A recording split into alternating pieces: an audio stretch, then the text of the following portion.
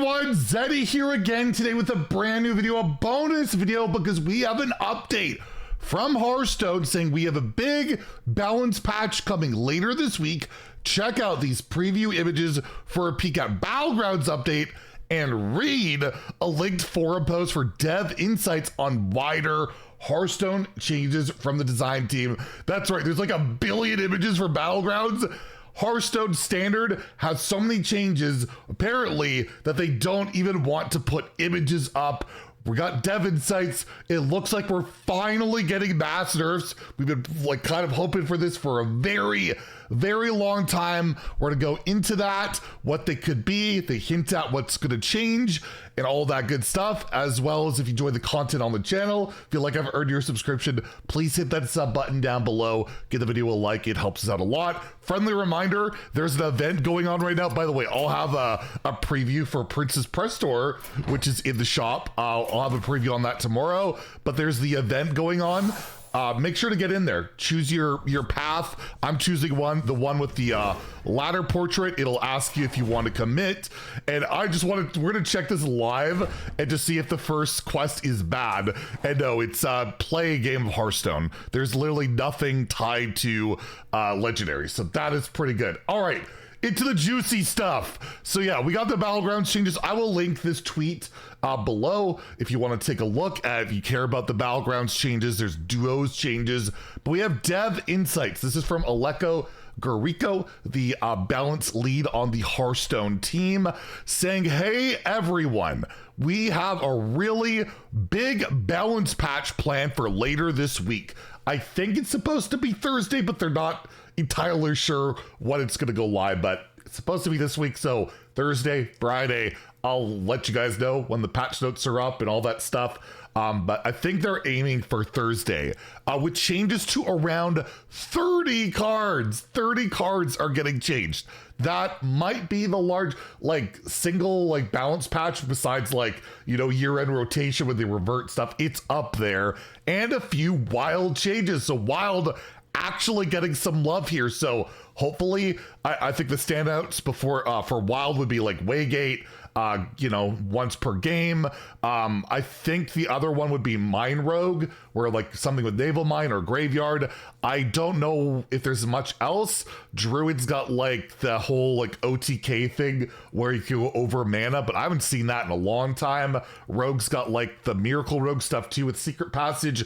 You got Priest with the Zarimi stuff and Shadow Priest. There's a lot of potential there. Again, I'll let you guys know once it's posted, but I imagine Quest Mage, if there's one safe pick, Quest Mage once per game. And as someone who's played a lot of Quest Mage, I'm totally fine with that. That thing is toxic and needs to change, and I think it's still playable at once per game. Anyways, since this patch is different goals from most other patches, I'd like to provide you all with some more context as to what we're thinking and how we got here. In this patch, we are attempting to address issues which have cropped up with the overall health of Standard, as opposed to correcting issues with the health of the specific meta like we normally do. Alarm bells started to go off with the design team when we noticed that the power level of Hearthstone didn't seem to drop much, if at all, after the recent annual rotation. It's almost like they have to power creep every single expansion, and it doesn't matter when there's rotation because the last 3 sets that rotated have all been power crept out of the game for the most part. Almost, right? This sparked a lot of internal discussion about certain gameplay patterns in the current meta, particular hyper-efficient AoE board clears, OTK style decks that lack sufficient counterplay, and powerful legendary cards like Zarimi. Oh, they're gonna nerf Reno. Why are we nerfing Reno? Make it start of game. That's the nerf. If they nerf Reno and don't do the start, that's gonna, oh man, that's gonna upset. I know a lot of people hate Reno, but the fact that this card's gonna get nerfed because it's punched by cycle decks, that's gonna really piss me off. I'm sorry. It barely sees play in actual Reno decks. You have one strict Reno deck that sees play in Warrior. competitively. That's it. Like that seems unfair. Wheel and Wheel of Death, which is one of those decks. It runs duplicates, it deletes everything. Then you can Reno. That's what's so good about it. Which tend to either end the game on the spot or create such a dramatic swing in the game state that the game can feel like it is effectively over. While these cards are a lot of fun for the players playing with them, it was clear that those playing against these cards often felt like they had little agency in their ability to affect the outcome of the game. And I will say for Reno, it definitely has that effect.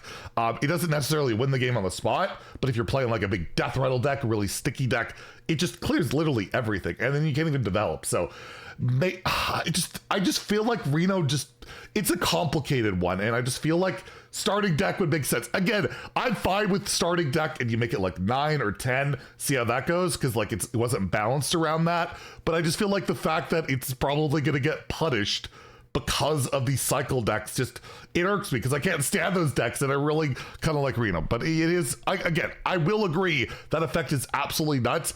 I would love if they would like leave it as is, start of game, and just take the whole like you can't develop, like maybe I can only develop 1 minion 2 or something, right? It's a standoff, it's a duel, like that part of it. Regardless, we don't know the change. I'm just already coping, trying to cope with what's going on here.